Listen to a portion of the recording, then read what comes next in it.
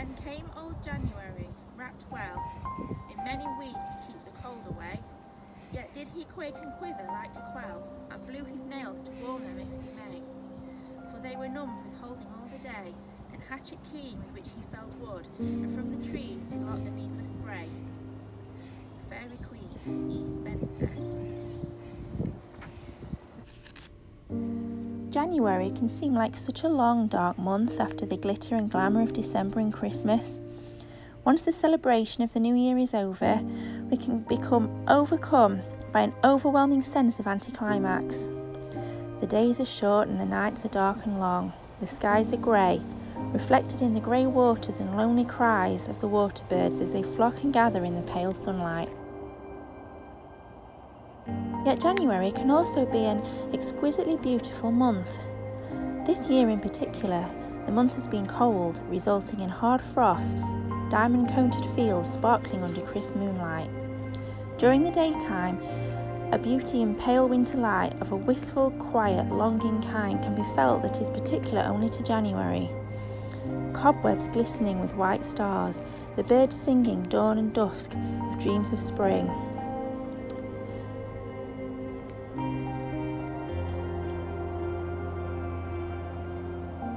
January is a time of quiet reflection, of restful evenings and introspection, warm fires in the evening and brisk morning walks with the sunrise. A guilt-free time for quieter pursuits, reading, learning, planning, enjoying the long evenings and dreaming of the summer.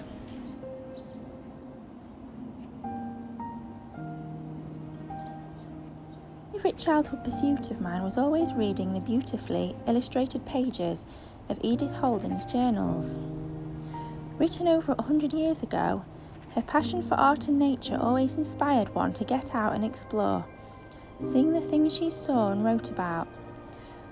Sometimes I feel like we are reacting to each other through time, connecting over her watercolours and countryside walks, sharing the joys over the small growing things, a whole world of life happening right outside our doors. In particular, her journals showed me the particular beauty of each month. Beginning with January, it certainly puts the darkest month of the year into a new perspective.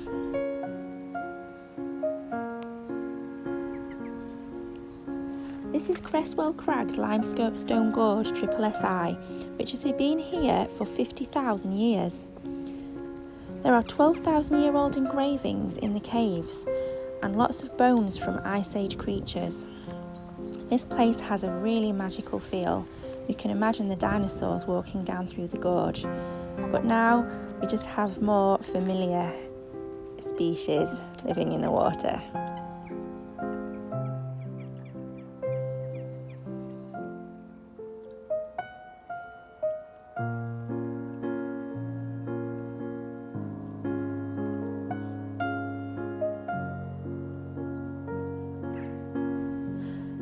Of course, no winter's walk would be complete without a nice steaming cup of tea to follow.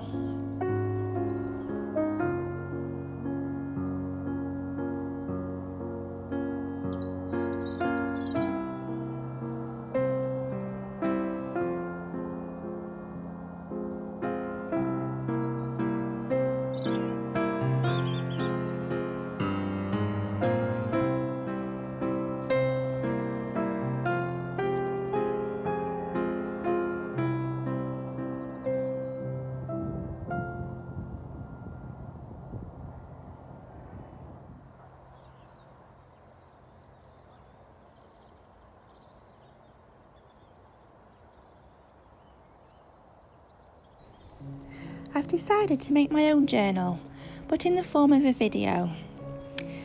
All the things that I see and experience over the month, I'll put together in my own little creative way and share, in case it inspires anybody else, but really mainly just for the enjoyment of creating it.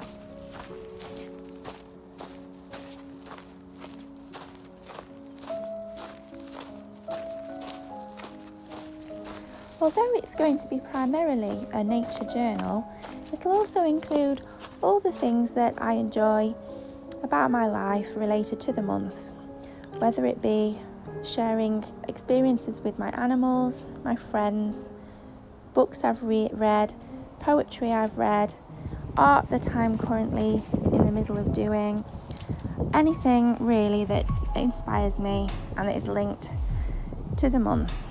So hopefully I'll be able to look back on it and I feel really good about every part of the year and make the most of every part of the year. I'm not using any special equipment at this point, just my phone and whatever I can find, whether it's just a simple film app, just because I want to be able to film things that inspire me at any time. I don't need any special equipment or it doesn't cost me much money, just things that I see and I just put together just like I would if I was doing a written journal, only this is a video one. So thank you again and I hope you enjoy.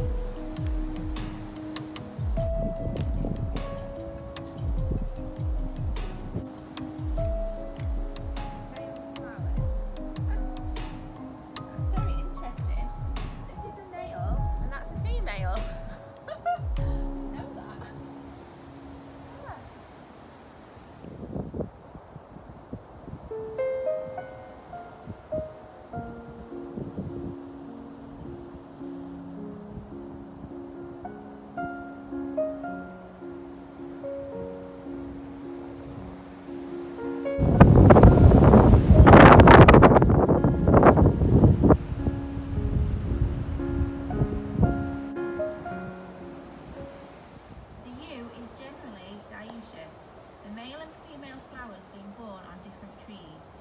Its poisonous properties reside in the foliage, the fleshy part of the berry being quite harmless, though the seed is injurious. Yew trees live to a great age, some in this country being recorded at 1,000 years old. It is supposed to have been planted by the Druids in their sacred groves. In later days it was planted in the churchyards as a symbol of mourning, and some say to provide bows for the archers.